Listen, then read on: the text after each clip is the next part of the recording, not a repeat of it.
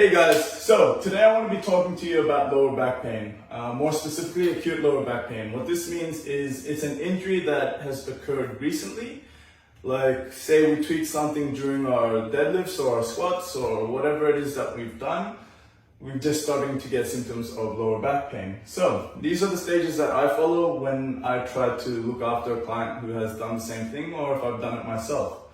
So stage one will be your first week of the injury, What we want to be doing is mobilizing. What I mean by that is regaining movement through the whole posterior chain essentially. So as we look here, we've got the thoracic spine here, the lumbar, the hip complex, the hamstring, so on and so forth. We want to be regaining as much movement through those as possible. The third point over here will be don't stop training. That's probably the worst thing that you are going to do to yourself after getting some sort of injury, because as we know, something else in the chain will have to give if we stop training. What I do advise everyone is avoid sitting down for prolonged periods of time. Now, if you find yourself in a state where you are sitting down quite a lot, what you want to be doing is standing up and going for a walk as often as possible.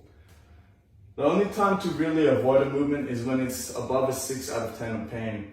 Ideally, this first week or this first stage will be you just letting the injury calm down a little bit while keeping mobile. Stage 2 will be 1 to 3. From here we can start reintegrating bodyweight movements and light movements into our routines again. We want to be reintegrating our hinge patterns, our squat patterns, so on and so forth, as well as our prehab and rehab movements. So these are your banded work, your stretches, your hip tilts, those ab works, those kind of things. We continue to rebuild our range of motion through the movement in order to regain that pattern again. So if it's that deadlift that you hurt yourself on, we want to be trying to get back to that because it is an amazing rehab tool as well as a strength tool. What I do also look for is identify the weak links that caused the injury in the first place. More often than not, it's weak abs or our hips aren't taking the load, so our lower back has to take it.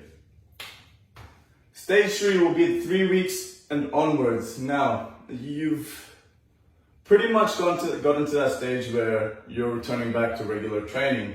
But here, I think, is the most important part, because a lot of the times when we think something feels good, we neglect the things that got us back there in the first place. So, yes, we start loading our patterns, but we want to continue doing those daily movement like our glute bridges, our hollow holds, those sidewalks that we do, those stretches that we do.